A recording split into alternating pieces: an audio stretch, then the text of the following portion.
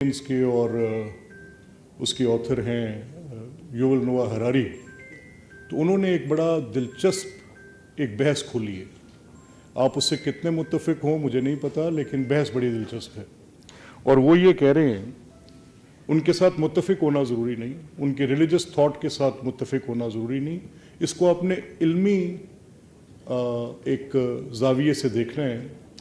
और वो ये कह रहे हैं कि we as human beings are in habit of creating something in which we can't control that menace which we create, और फिर वो हमें ह्यूमन बींग्स को वो कंट्रोल करने लग पड़ता है। ये उनका थीसिस है।